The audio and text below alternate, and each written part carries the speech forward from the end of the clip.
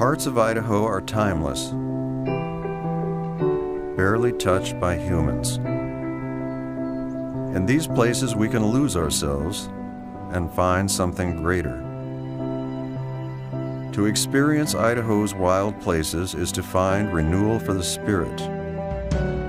Artists have known this for millennia. Today, they still seek out these locations of color, texture, and light. I feel like I do see things through a different lens because I'm thinking of how I would recreate this, how would I bring it home. Moments are what I remember. You know, it's not things I want moments, I want experiences. It's crucial for human existence to have wild places. When I come here, I'm inspired by the cliffs and the forms and the shapes that the canyon delivers. Fortunately, in Idaho, many timeless places remain. Landscapes that have escaped the influence of man. Untouched pockets and peaks that offer both refuge and inspiration. They are part of what make Idaho, Idaho, and make us better off for having them.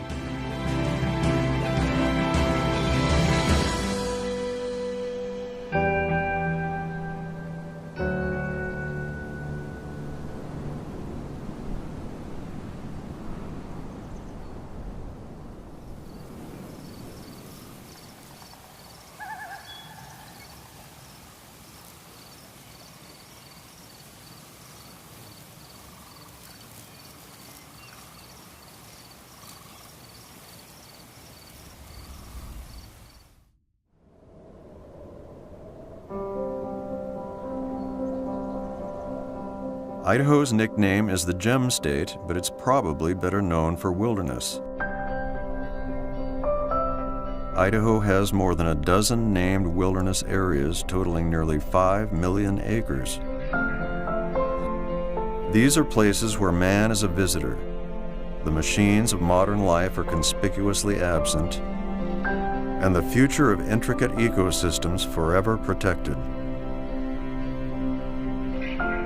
Idaho's wilderness areas include the storied Middle Fork of the Salmon River, the Sawtooths, and other natural wonders. Beyond Idaho's protected wilderness areas, almost 70% of the state is public land. Vast deserts cut deep by ancient glaciers and massive mountains pushed skyward by forces far below. These are lands of clear, clean rivers, immense canyons, and mountains that beckon to be explored.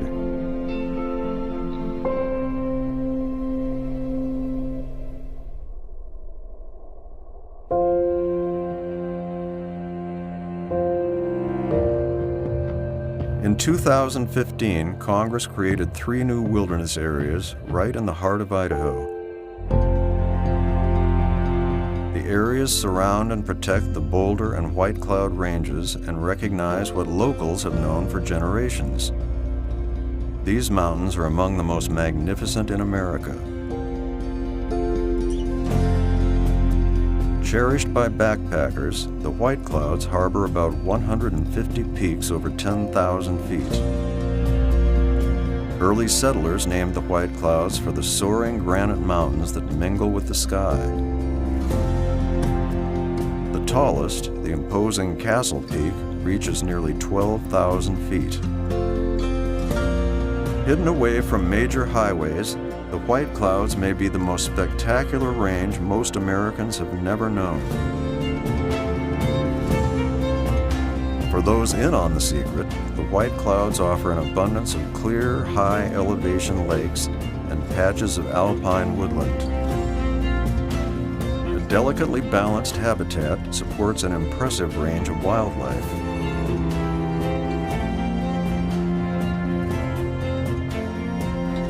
For some, just being here is a spiritual experience. Idaho's late U.S. Senator Frank Church felt it and offered this advice: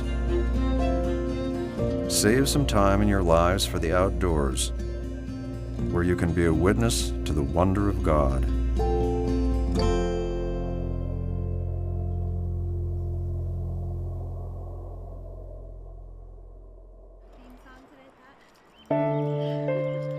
We're both so deeply drawn to the mountains.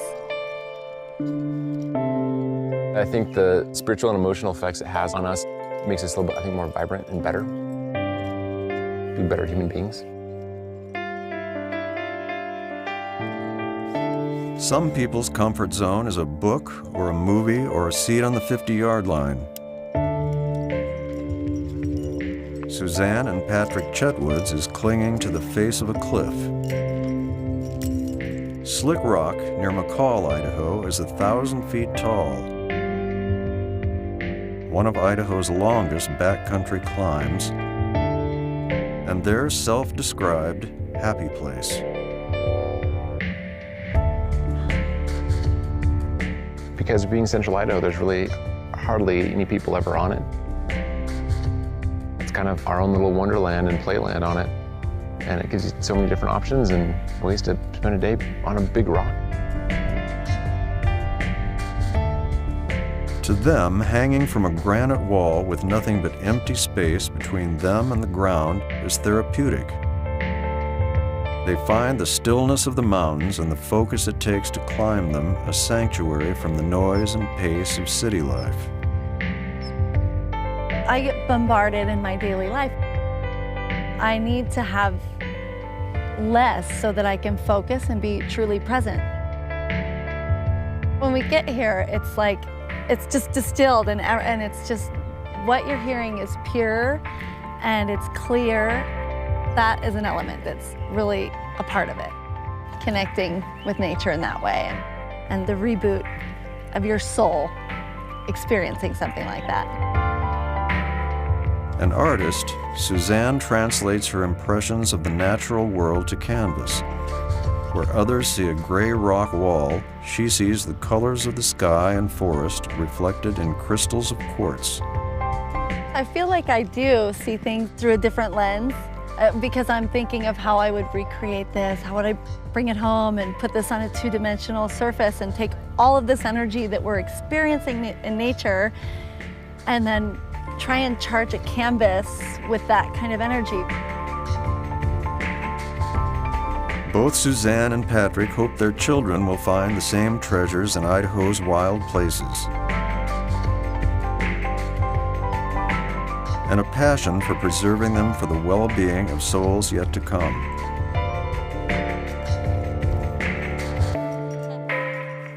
It is tremendously important to reboot in this day and age.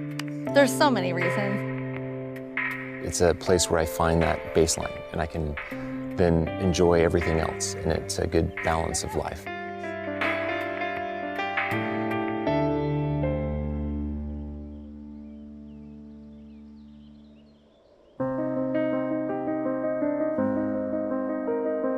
Sunrise in the Sawtooths. As day breaks on one of Idaho's most well-known mountain ranges, light illuminates the sharp features that define this range. Serrated peaks, rocky spires, needles pointing skyward. Pine trees cling to impossibly steep, rocky cliffs. Secret lakes shimmer in the sun. The Sawtooths have been featured in magazines, newspapers, television programs, and on countless postcards. Most photos of the Sawtooths are taken from the ground. Seen from the air, they are perhaps even more striking. Words that spring to mind when visiting here: massive, vast, majestic. But few words can express the feeling of being reduced to insignificance by the power of nature.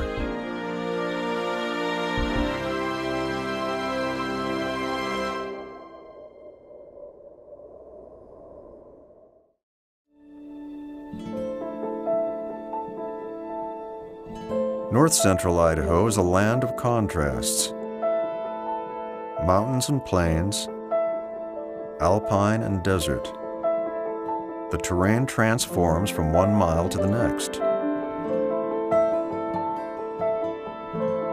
The Palouse is rich farmland, gently rolling hills of lush green in spring, a multicolored checkerboard of ripening crops in summer. Hell's Canyon is desert, carved by the Snake River, the lifeblood of the region. More than 1,000 feet deeper than the Grand Canyon, it is the deepest river gorge in America.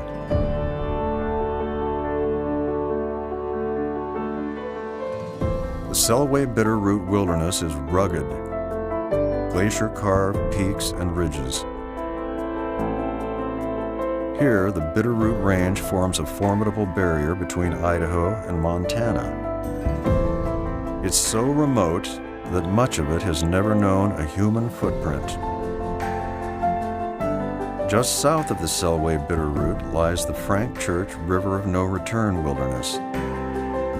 Few places in America match its sheer magnitude.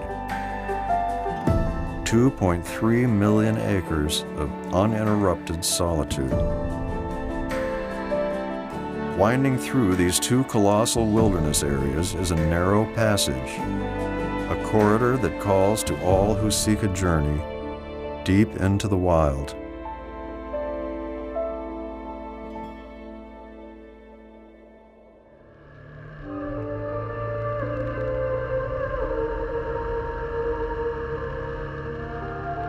My mind goes to really wonderful places when I'm on a motorcycle. Twisty, windy roads, Highway 14 getting here, and it becomes a rhythm. The river's flowing, you feel the wind, you smell the pine trees. Just to get to where the pavement ends, it's a fantastic thing in itself. Greg Sims is a photographer by trade and an explorer at heart. When I see a sign that says pavement ends, then I know I'm in for some fun. Sims combines his work with adventure motorcycle touring to satisfy his need to spend time in wild places. This is what it's all about. Taking that chance, pushing a little bit further, what's around the corner, all that kind of stuff. And around the corner is fantastic. The Magruder Corridor is little changed from when its only human visitors were Nez Perce Indians. Today, the 101-mile primitive road is traveled only by the hardiest of men and machines. The ride is pretty steep and rugged, and a lot of boulders, a lot of really intense moments where you're just hanging on and trying to power through portions of the ride that are pretty gnarly. But the payoff is worth every ounce of sweat that you put into it, because the vistas that we're seeing, and there's nothing like it. Fires have left their mark on the Magruder. Blackened trees stand like sentinels along a ribbon of road that seems to stretch into eternity. It's possible to listen long and hard here and hear nothing but the absence of sound. Moments are what I remember. You know, it's not things I want moments. I want experiences.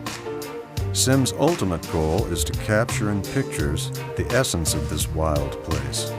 For me, what I do when I do photography, when you're standing in a place and you're looking at it, the emotion you feel while you're there is what you try to put into the image, so that when somebody sees it, they feel what you're feeling. That's what I'm trying to do. If you can see, if you're truly awake and truly alive and truly look, there's so much amazement around. And in Idaho, it's endless.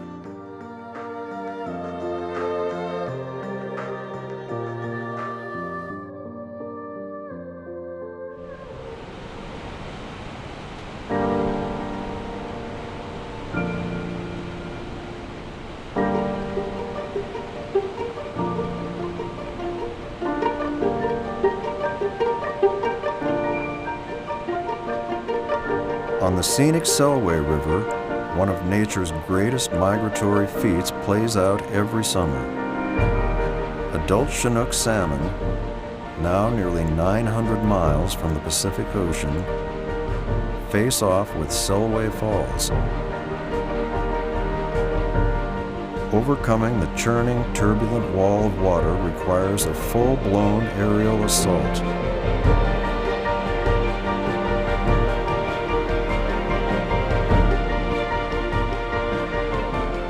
For these determined fish, the instinct to survive is more powerful than any current.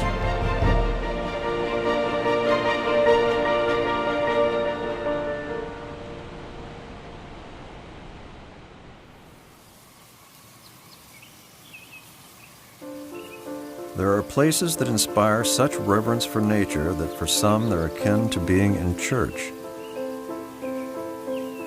North Idaho's Devoto Cedar Grove is such a place. Pulitzer Prize-winning author and Western historian Bernard Devoto camped here while editing his abridged version of the Lewis and Clark journals. His favorite spot was a massive cedar tree where he could hear the melody of a nearby creek while he worked.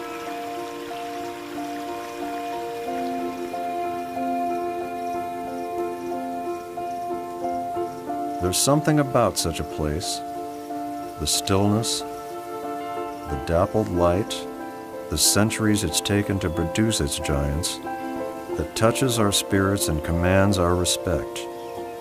To stand in its shadows and admire its beauty is to know that last best places still exist.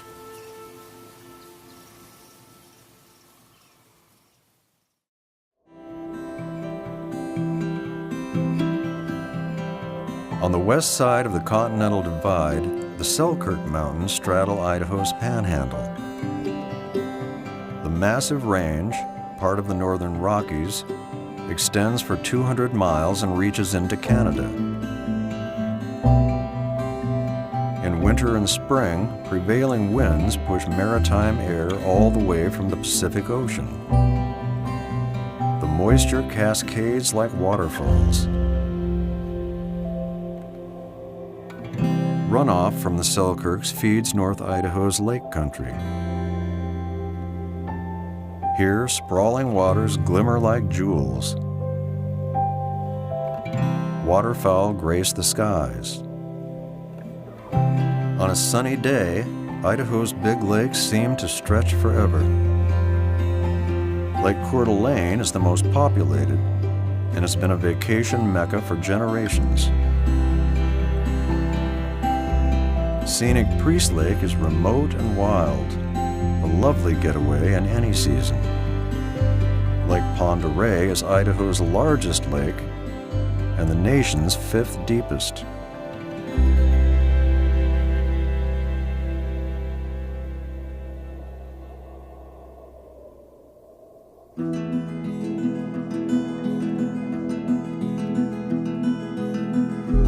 North Idaho's abundance of water and woods has helped shape not only the landscape, but a time-honored craft and art form. You definitely can't think of the lakes without thinking of the boats. Hayden Lake is one of North Idaho's beautiful but lesser-known lakes.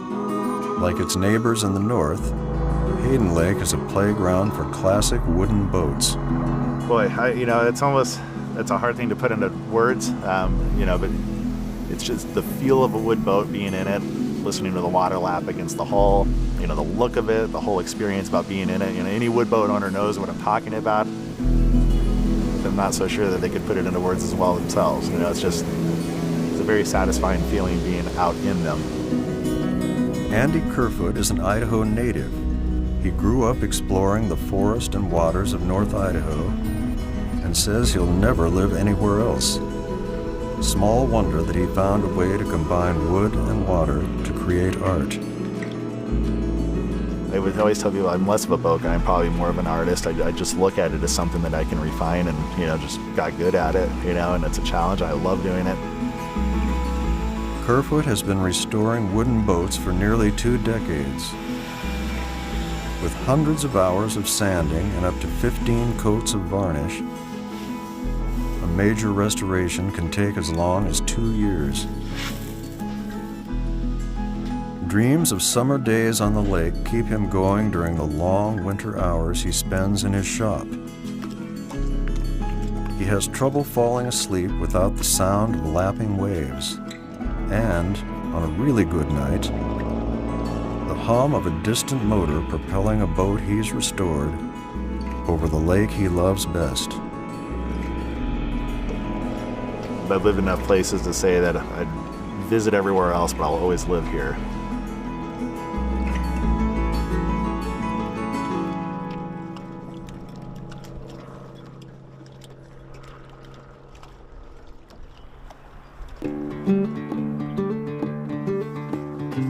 Famous naturalist John Muir said, "Keep close to nature's heart. Climb a mountain or spend a week in the woods, and wash your spirit clean." On the route of the Hiawatha, visitors can refresh their spirits with a ride through one of America's great passages. Originally built for the Milwaukee Railroad, the route of the Hiawatha is now a world-class bike trail. It winds through the Bitterroot Mountains along the Idaho-Montana border. 15 miles of gravel pathway across 7 towering wooden trestles. Riders are treated to eagle-eye views of dense woods, wildlife, and waterfalls. Along the way, the Hiawatha passes through 9 railroad tunnels. The longest is more than 1.5 miles.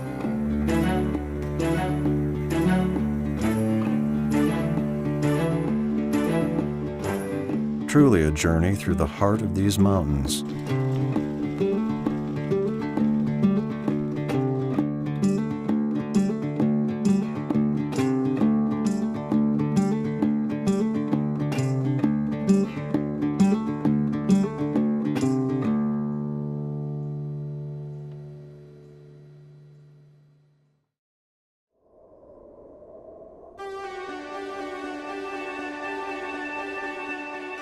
Winter in Idaho's mountains is beautiful beyond words. Idaho has more peaks over 10,000 feet than any other Rocky Mountain state. Great snow and ski areas make the most of it, from modest, family-oriented operations to world-class resorts.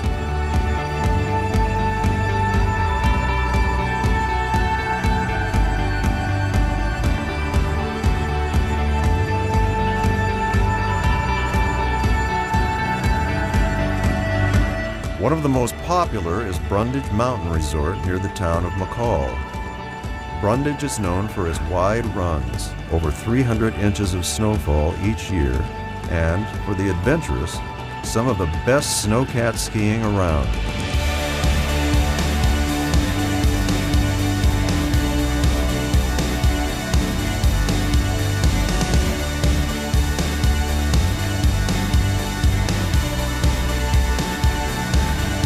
For those who seek a wild winter adventure, Idaho's ski areas deliver.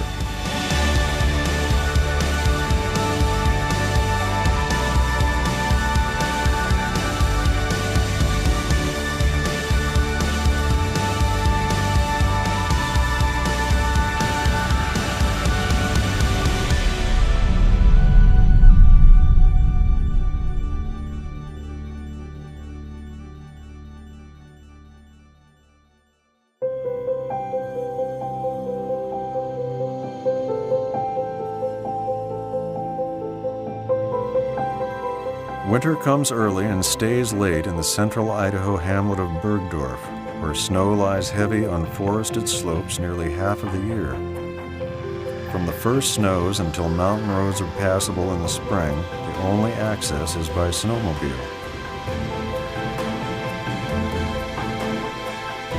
That doesn't stop those seeking a winter interlude with a steamy twist. Bergdorf is the setting for one of Idaho's most popular hot springs.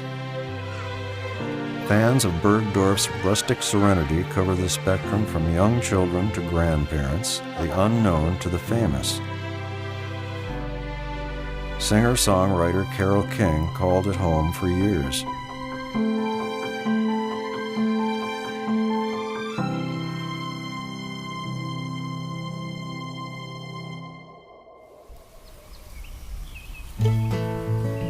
In In summer, Bergdorf becomes an idyllic Idaho getaway. It's the favored retreat for a homegrown Idaho musician. Been all around this world just to come back to you. Oh, my love, my sweet love. Singer-songwriter Elin Jewell has traveled the world, but her favorite place to be is Idaho. I've never been quite satisfied. In her music and in her lyrics, she paints timeless portraits. The unraveled string. Elin's songs capture her feelings for the place she calls home. You ease my worried mind. Worried Mind is a love song to Idaho. It's home and it's family and it's my roots, or my roots, I guess, as we say here. And yeah, it's my inspiration.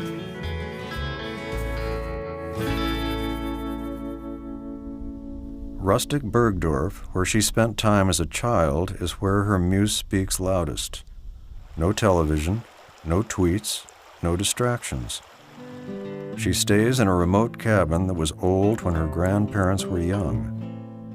By hand at a worn wooden desk is where she writes best. I think there will always be songs here because it's a place where I can listen. Out here, I don't know if it's just in the wind, if the words and music are just in the soil, but I can listen and they just happen. Say hello to Boundary County if you make it up that way. Much of Elin's music embodies nostalgia for home, a place she had to leave to learn to love. I was raised in that country. It's important to Elin that she and her husband raise their 2-year-old daughter Mavis in her home state. She looks forward to watching Mavis explore the same wild places that she knew as a child. Wander away from there. The song Boundary County is about all of Idaho, all of the beautiful wide open spaces here. Giant staring sky.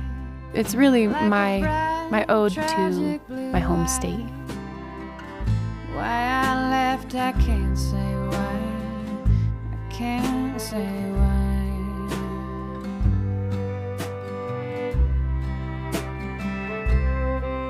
It struck me as a really funny thing that I had to travel all around the world in order to have the perspective and realize that I started out in the place where I was supposed to be. Boundary County, if you make it up that way, I don't get around as much as I did in my younger days.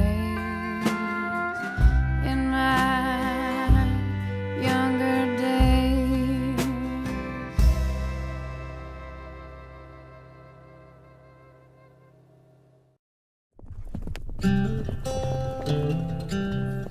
At first glance, desolate, dry, seemingly endless acres of empty.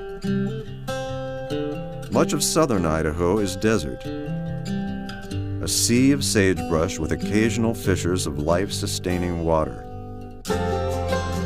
Look a little deeper and you'll find a rich landscape that transcends time. The Bruno River Canyon cuts through ancient lava flows to depths of 1,200 feet. The Snake River dominates the southern Idaho landscape. It is the largest tributary of the Columbia River, feeding farms and communities across the state. At Shoshone Falls, the Snake River cascades 212 vertical feet to form what has been called the Niagara of the West. The Snake River Canyon is a 1/4 mile wide and 500 feet deep in places. It offers expansive views and classic western sunsets.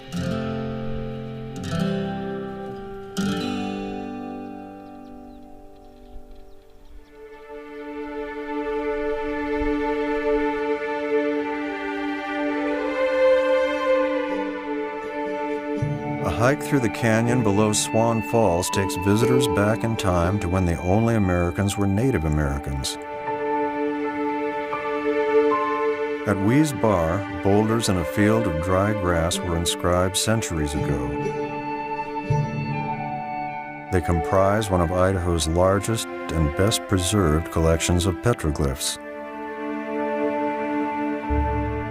Some are thought to be markers of game trails or resources, others artwork associated with ancient rituals. EMMYS Bar is a place to see Idaho as its original occupants and pioneers saw it.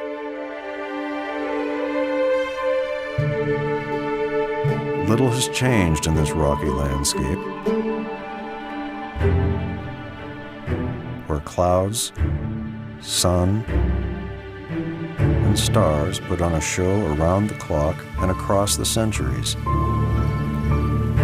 To visit EMMYS Bar is to know that the majesty of the natural world is enduring and timeless.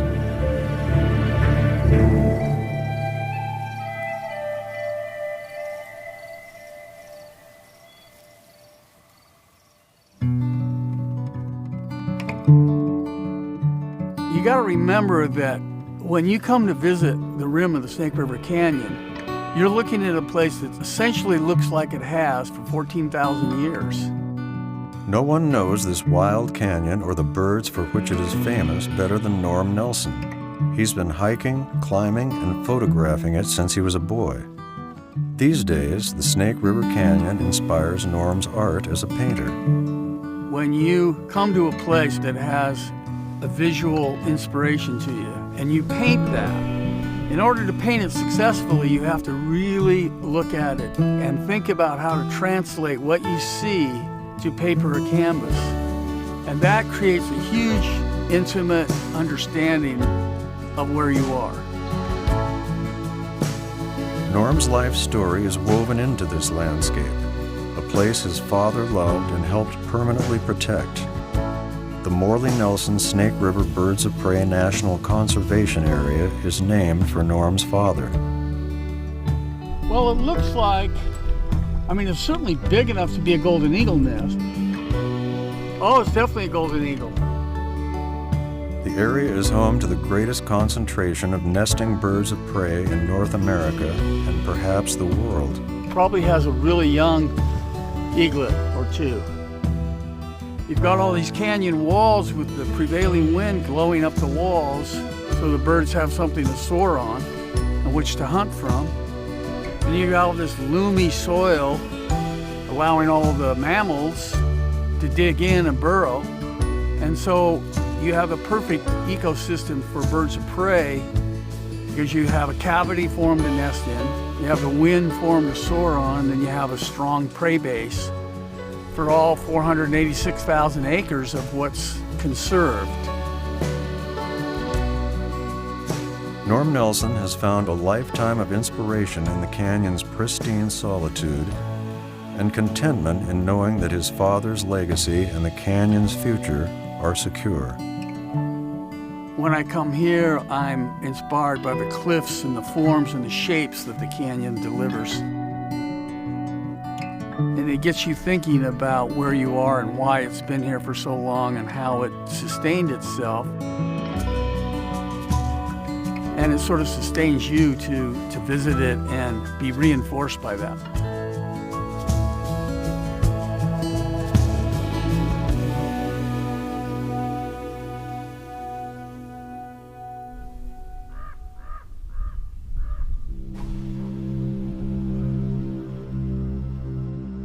Don't confuse the little city of Rocks with its larger brother, the city of Rocks, a couple of counties away.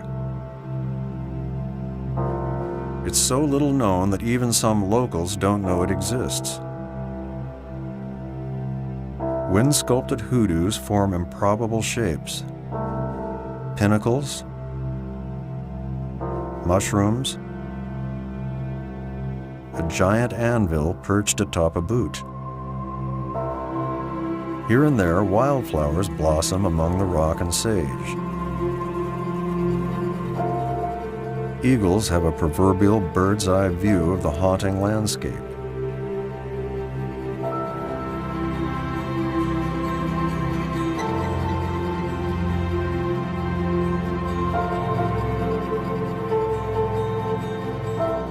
Hiking and primitive camping are permitted, and when the sun sets and the stars come out, the setting is perfect for ghost stories.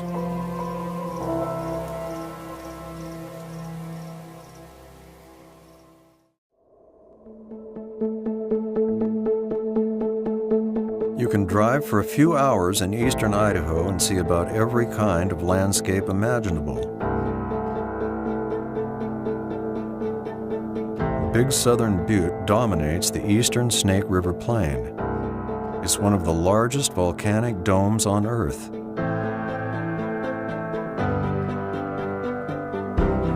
Head northeast to St. Anthony and you'll find 10,000 acres of sand dunes, a playground for off-road enthusiasts.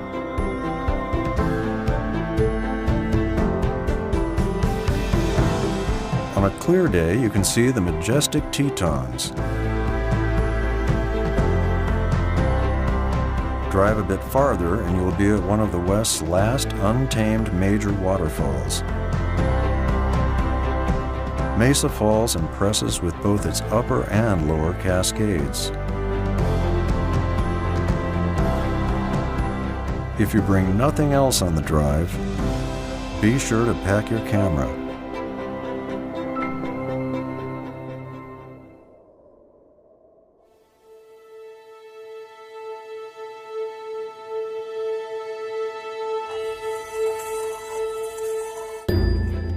When they think of caverns, most people think of New Mexico's Carlsbad Caverns. But Idaho has a fairly impressive one of its own. Southeast Idaho's Minnetonka Cave is 9 subterranean rooms of stalactites, stalagmites, and banded travertine, limestone deposits bearing an uncanny resemblance to bacon.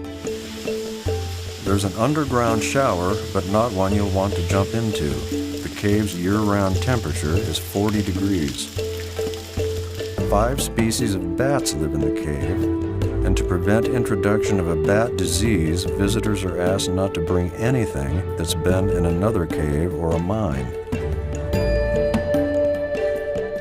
If you go, be sure to bring a sweater or jacket and be prepared to walk 444 steps down and back up again.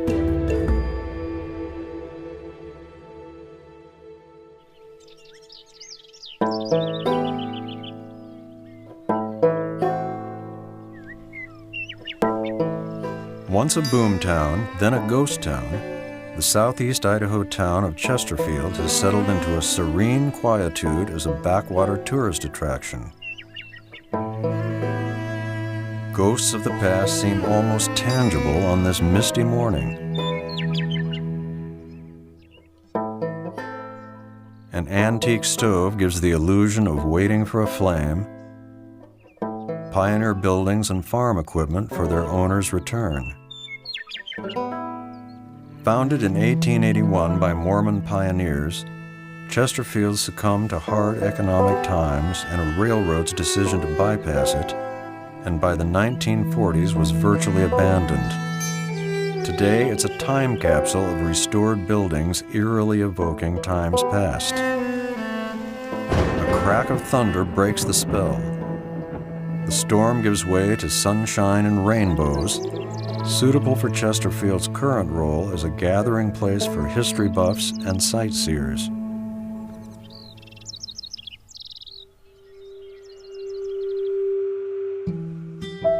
Bear Lake, which straddles the Idaho-Utah border, is a multi-use area in the truest sense. It's also a weekend and vacation retreat for boaters, anglers, and families drawn to its sandy beaches. In the right light, it's a photographer's dream.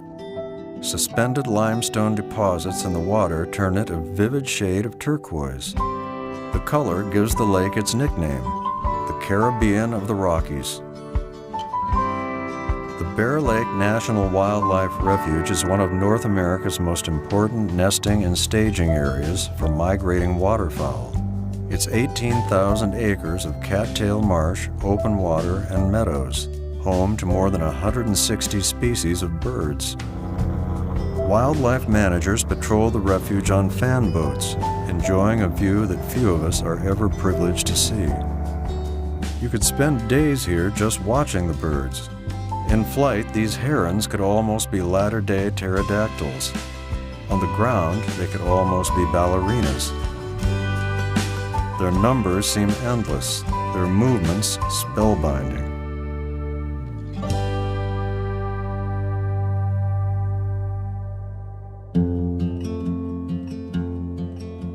Farther north, along the lush shores of the Henry's Fork of the Snake River, lies Flat Ranch, a working cattle ranch owned and operated by the Nature Conservancy. It's also home to one of Idaho's highest concentrations of long-billed curlews. With long legs and a long curved bill, curlews are the largest shorebirds in North America. The most famous among them may be Henrietta, Hey girl, good to see you again. a female named for her favorite nesting grounds. Henrietta is the first bird that we captured and tracked from the ranch here. She's walking across the little creek there. Nice, look at that. Trapping and tracking curlews helps scientists learn more about why curlew populations are declining across North America, and why here, on Flat Ranch, the numbers have stayed high. The Nature Conservancy's sustainable grazing program may be a big part of the reason why.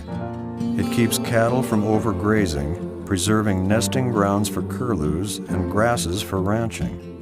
It behooves us to see what we can do to keep as many of these native species alive and thriving as long as we can, while also still thriving ourselves. Henrietta the long-billed curlew may be the most famous bird in Idaho, thanks to a tracking device that maps her migration path online. Henrietta fans can follow her movements, and an online science curriculum teaches children about the plight of the long-billed curlew. Here's hoping that Henrietta's story kindles a desire to preserve and expand the habitat that all wildlife need to survive.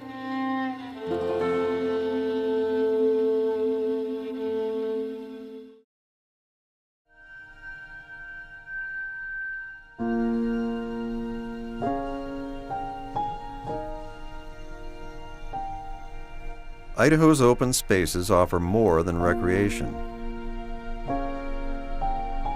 Farmers and ranchers have relied on them for generations. In the past, agriculture and conservation interests have often been at odds.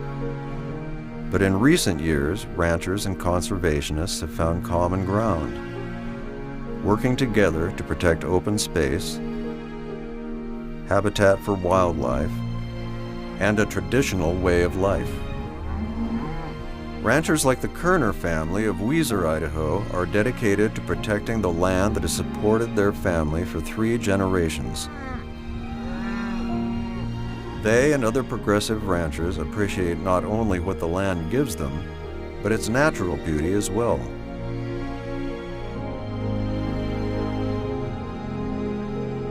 There is also a certain beauty to be found in the lifestyle they embrace, a lifestyle their children intend to carry on for as long as this range remains.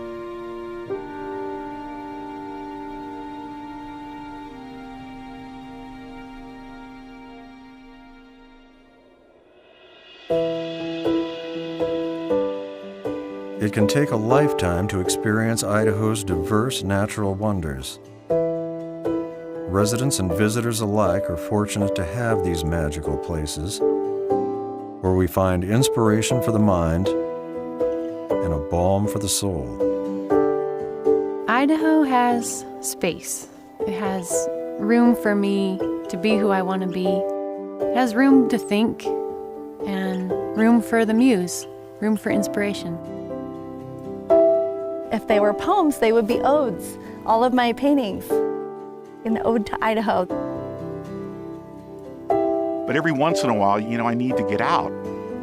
It drives my creativity and it makes me feel more connected to my life. Just all this stuff enters emotionally when I'm outside. To borrow from Jimmy Carter, love of nature is a common language that transcends political and social boundaries. But we find common ground in the beauty of a wild river, a craggy mountain range, or a heart-stopping canyon. The other thing about public land is it is public land. You get to utilize it, camp on it, fish on it, photograph it, paint it, enjoy it. These places are part of our heritage, and it's our responsibility to protect and preserve them. For ourselves and for those who follow us, the timeless parts of Idaho need to stay that way. Timeless, pristine, and cherished.